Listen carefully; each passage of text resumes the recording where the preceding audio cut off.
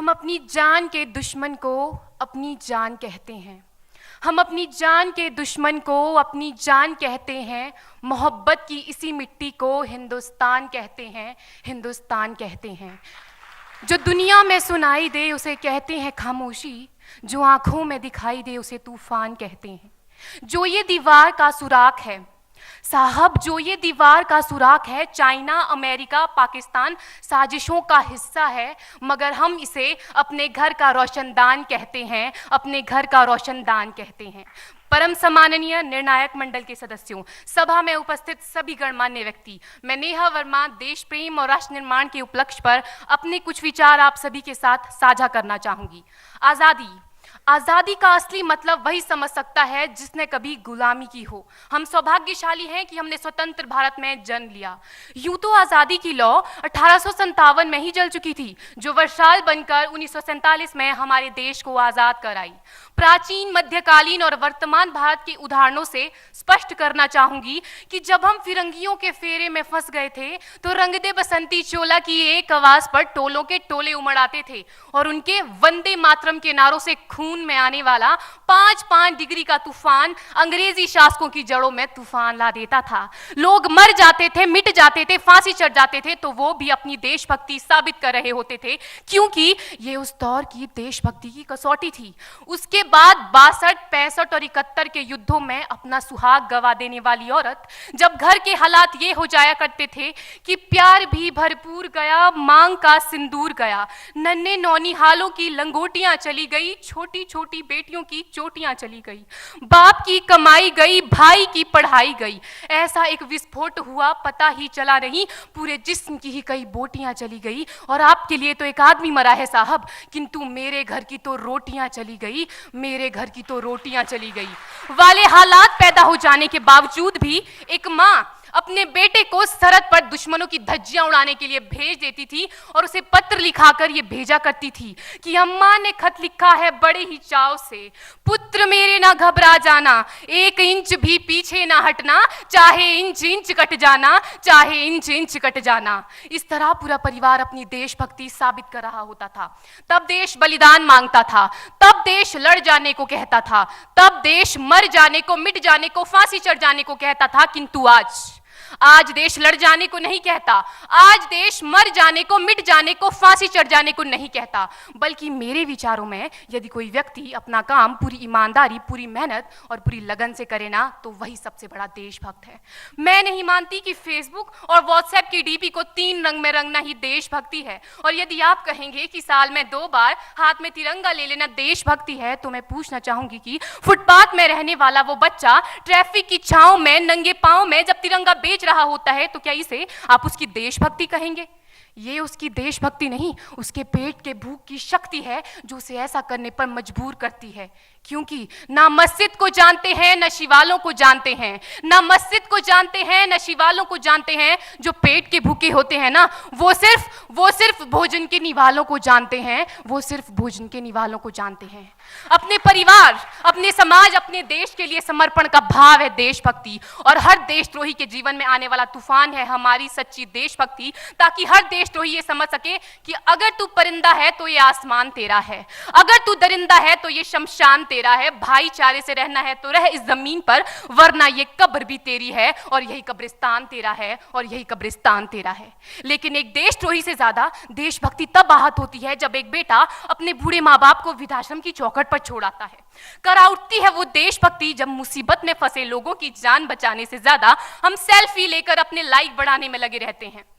आज के इस दौर में वो युवा जिनके ऊपर जिम्मेदारी थी अपने देश, अपने समाज, अपने राष्ट्र की आशाओं को बांधे रखने की, वही युवा अब 4x4 इंच की छोटी सी स्क्रीन पर अपनी कोमल अंगुलियों के घर्षण मात्र से अपनी भावनाओं की इमोजी भेज रहा है।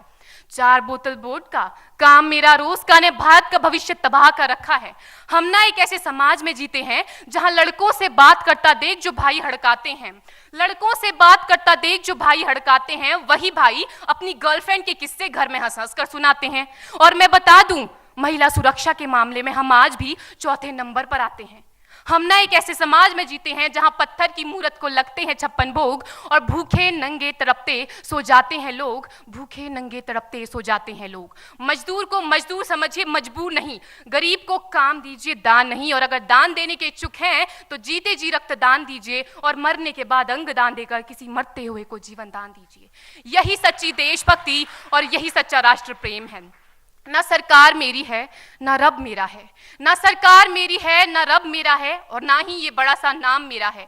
बस इतनी सी बात का गुरूर है मुझे कि मैं भारत की हूं और ये भारत मेरा है और ये भारत मेरा है। परंतु एक वैचारिक बीमारी हमारे समाज में मुझे नजर आती है। कहा जाता है हम दुनिया के सबसे बड़े लोकतंत्र हैं, जहां हिंदू पैदा होते हैं, मुस्लिम, सिख और ईसाई भी पैदा होते हैं, लेकिन बदकिस्मती है अब इंसान पैदा नहीं होते। और मेरे विचारों में ना हिंदू की जरूरत है ना मुसलमान की जरूरत है। राष्ट्र निर्माण के लिए केवल अच्छे इंसान की जरूरत है, केवल अच्छे इंसान की जरूरत है। जरा सोच कर देखिए, ये पेड़ पौधे और शाखाएं भी परेशान हो जाएं अगर परिंदे भी हिंदू और मुसलमान हो जाएं। एक शैक्षणिक बीमारी भी हमारे समाज में मुझे नजर आती है, और बड़े ही आश्चर्य की बात है जिस देश ने पूरी दुनिया को तक्षशिला और नालंदा देकर के विश्वविद्यालय शिक्षा की बुनियाद रखी, आज विश्व के 100 सर्वश्रेष्ठ विश्वविद्यालयों में हमारा एक भी विश्वविद्यालय खड़ा नहीं हो पाता। जहां एक और हमारे पास IIT, IIM और NIT जैसे शिक्षण संस्थान हैं, तो वहीं दूसरी ओर इस देश के गरीबों को बेरोजगारी की जमात में खड़ा करने के लिए उनके हाथ में सर्व शिक्षा अभियान का झुंझुना पकड़ा दिया जाता है। और मैं बता दूं, इस शैक्षणिक बीमारी का केवल एक कारण वो ये कि हमारे देश की शिक्षा नीति केवल 2 तरह के लोगों के लिए बनती है। पहले वो जो विद्वान हैं और दूसरे वो जो धनवान हैं। इसी तरह की कई गजब की बीमारियां हैं, और इन बीमारियों की जो जड़ है ना, वो हमारा अंधविश्वास। और मेरे विचारों में जब तक इस देश का युवा अपनी सफलता के लिए मंदिरों में जा जाकर नारियल फोड़ फोड़ कर भगवान को रिश्वत लगाता रहेगा, हमारे समाज का शिक्षित वर्ग ही बिल्ली के रास्ता काटने पर खड़े हो जाना, अपने धर्म अपनी जाति को ऊंचा मानकर दूसरों के धर्म की अवहेलना करता रहेगा, तब तक ना तो इस देश से अंधविश्वास खत्म होगा और ना ही हमारा राष्ट्र निर्माण संभव होगा। हमारी संस्कृति, हमारी सभ्यता को दुनिया ने शीश नवाया है, तो क्यों आस्था के नाम पर हमने अंधविश्वास फैलाया है? मेरे विचारों में हमारा राष्ट्र निर्माण तब संभव होगा जब इस देश में महिलाओं की पूजा नहीं, उनकी इज्जत की जाएगी। राष्ट्र निर्माण तब संभव होगा जब हम जातिगत आरक्षण नहीं बल्कि सामाजिक सशक्तिकरण पर बात करेंगे।